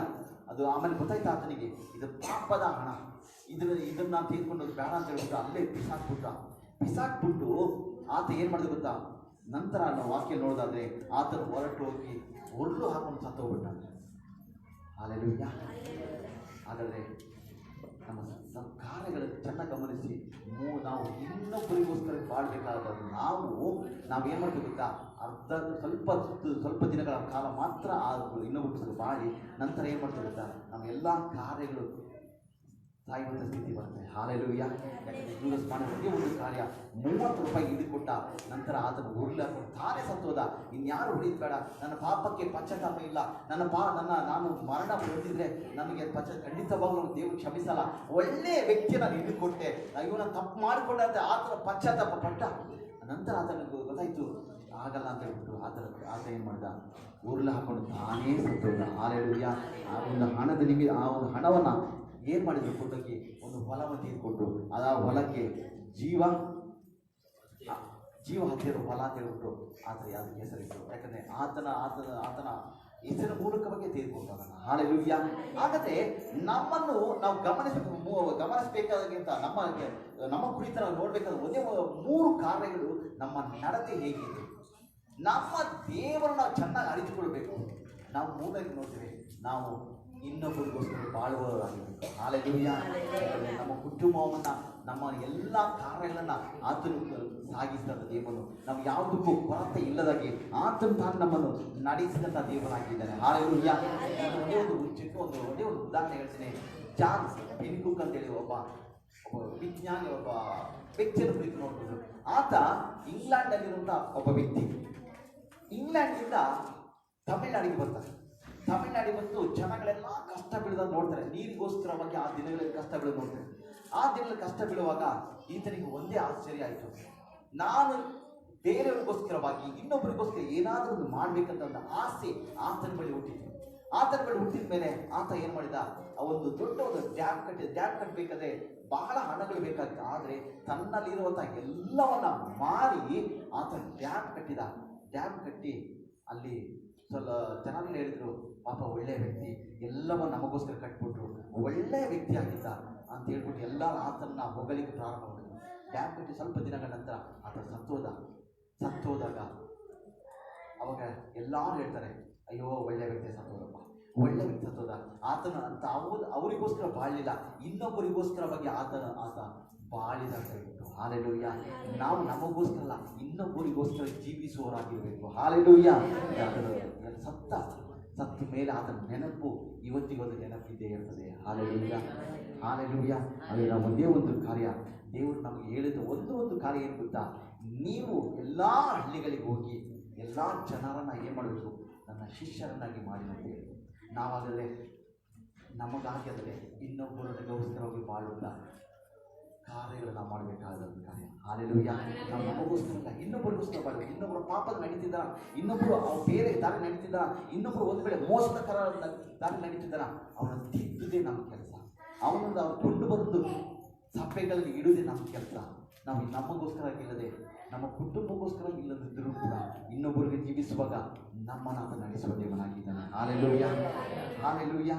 ಯಾಕಂದರೆ ಒಂದೇ ಒಂದು ಕಾರ್ಯ ಸಂಭವ ಇರುತ್ತ, ನಾವು ಮೊದಲಾಗಿ ತಿಳಿದುಕೊಳ್ಬೇಕು ನಮ್ಮ ನಡತೆ ಹೇಗಿದೆ ಅಂತ ಮೊದಲು. ನಮ್ಮ ನಡತೆ ಚೆನ್ನಾಗಿದ್ಬಿಟ್ರೆ, ನಮ್ಮ ಗುಣಗಳು ಚೆನ್ನಾಗಿದ್ಬಿಟ್ರೆ, ನಾವು ಕರೆದಂಥ ಪ್ರತಿಯೊಬ್ಬ ವ್ಯಕ್ತಿಗಳು ಕೂಡ ನಮ್ಮ ಹಿಂದೆ ಬರ್ತಾರೆ.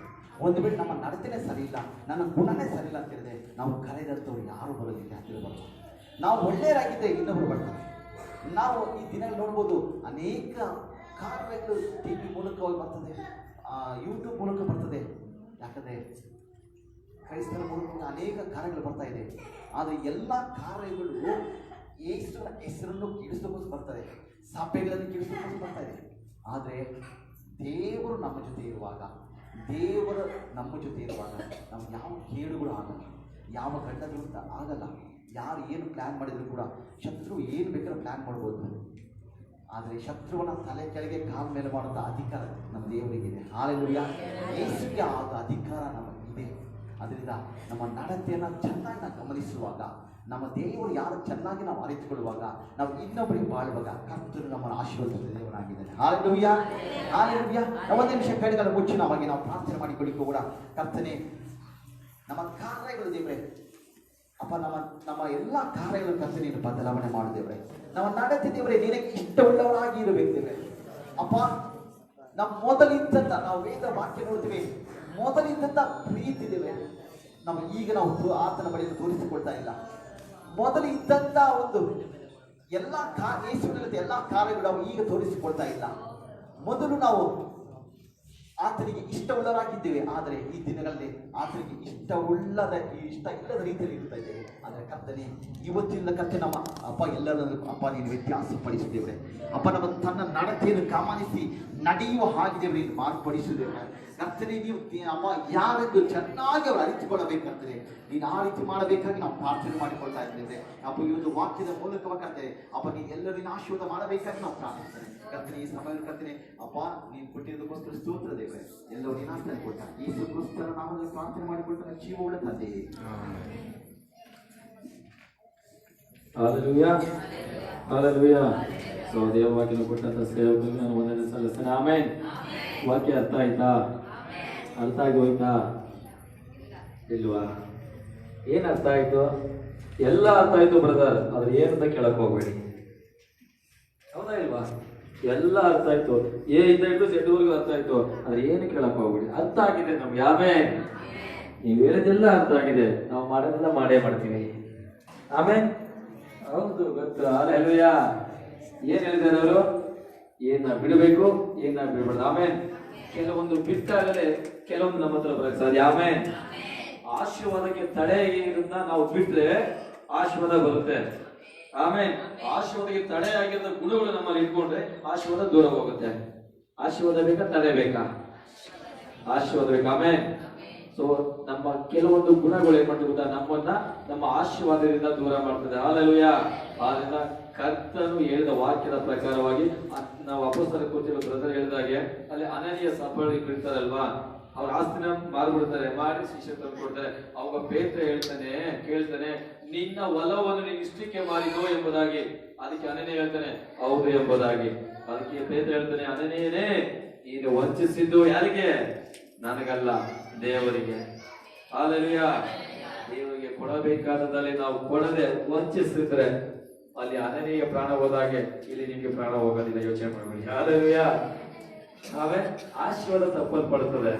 ಓಕೆನಾ? ಸೊ ದೇವರಿಗೆ ಕೊಡಬೇಕು, ದೇವರಿಗೆ ಕೊಡಬೇಕು. ಅಲ್ಲಿ ಅನನೀಯ ಏನಾಯ್ತು? ಕ್ಷಣ ಮಾತ್ರದಲ್ಲಿ ಸತ್ತೋಗ್ಬಿಟ್ಟ ಅವನು. ಬಚ್ಚಿಟ್ಟುಕೊಂಡಿದ್ದಕ್ಕೆ ಅಂದ್ರೆ ದೇವರ ಭಾಗವನ್ನು ಬಚ್ಚಿಟ್ಟುಕೊಂಡ ನಿಮಿತ್ತವಾಗಿ ಪ್ರಾಣ ಕಳೆದುಕೊಂಡ. ಇವತ್ತು ದೇವರಿಗೆ ಕೊಡಬೇಕಂತಲ್ಲಿ ನಾವು ಬಚ್ಚಿಟ್ಕೊಂಡ್ರೆ ನಮ್ಮ ಆಶೀರ್ವಾದ ನಾವು ಕಳ್ಕೊಳ್ಳೋರಾಗಿದ್ದೇವೆ. ಹಾಲೆಲೂಯಾ. ಓಕೆ, ನಾವೆಲ್ಲ ಕೊನೆಯದಾಗಿ ಹಾಗೆ ಮಂಡಿಗಳಲ್ಲಿ ಊರಿ ನಾವು ಕೊನೆಯದಾಗಿ ಪ್ರಾರ್ಥನೆ ಮಾಡಿಕೊಳ್ಳುವ. ಕೊನೆಯ ಪ್ರಾರ್ಥನೆ ನಾವೆಲ್ಲ ಪ್ರಾರ್ಥಿಸುವ. ನಾವೆಲ್ಲ ಕೈಗಳನ್ನು ಪರಲೋಕದ ಕಡೆ ಸಂಪೂರ್ಣವಾಗಿ ಕೈಗಳನ್ನು ಎತ್ತುತ್ತಾ ದೇವರನ್ನೇ ನೋಡುತ್ತಾ ಆತನ ಶಿಲುಬೆಯನ್ನು ದೃಷ್ಟಿಸುವವರಾಗಿ ನಾವೆಲ್ಲ ಸಂಪೂರ್ಣವಾಗಿ ಮಂಡಿಗಳನ್ನು ಹಾಕಿ ನಾವೆಲ್ಲ ಮಂಡಿಗಳಾಕುವ. ಹಾಲೆಲೂಯಾ. 60 ವಯಸ್ಸು ಮೇಲ್ಪಟ್ಟವರು ಮಂಡಿಗಳು ಹಾಕೋದು ಬೇಡ, 60 ವಯಸ್ಸು ಕೆಳಗಡೆಯವರು ಮಂಡಿಗಳು ಹಾಕುವ. ಓ ಜೀಸಸ್. Hallelujah, hallelujah. ನಾವೆಲ್ಲ ಕರಗಳ ಪರಲೋಕದ ಕಡೆಗೆ ಎತ್ತುತ್ತಾ, ಪರಿಶುದ್ಧಾತ್ಮನೇ ನಿನಗೆ ಸ್ತೋತ್ರಪ್ಪ, ಸತ್ಯದಾತ್ಮ ನಿನಗೆ ಸ್ತೋತ್ರ ಸಲ್ಲಿಸ್ತಾನೆ ದೇವರೇ. ಒಬ್ಬ ವಾಕ್ಯದ ಪ್ರಕಾರವಾಗಿ ನಡೆದುಕೊಳ್ಳುವಂತೆ ಒಂದು ಹೊಸ ಹೃದಯವನ್ನು ಕೊಡುತ್ತಿರುವುದಕ್ಕಾಗಿ ಸ್ತೋತ್ರಪ್ಪ. ಈಗೋ ದೇವರು ನಮ್ಮ ಆಶೀರ್ವಾದಕ್ಕೆ ತಡೆಯಾಗಿರುವಂತ ಎಲ್ಲಾ ಗುಣಗಳನ್ನು, ದೇವರ ಕುಡಿಯುವುದನ್ನು, ಸಿಗರೇಟ್ ಸೇದುವುದನ್ನು, ಕರ್ತನೆ ಮೋಸ ಮಾಡುವುದನ್ನು, ಸುಳ್ಳಾಡುವುದನ್ನು ನಾವು ವಾಕ್ಯದಲ್ಲಿ ನೋಡುವಾಗ ಈಗೋ ನೀನು ಸುಳ್ಳಾಡಿದ್ದು ಮನುಷ್ಯರಿಗೆಲ್ಲ ಅದು ದೇವರಿಗೆ ಎಂಬುದಾಗಿ ನಾವು ನೋಡ್ತೇವೆ.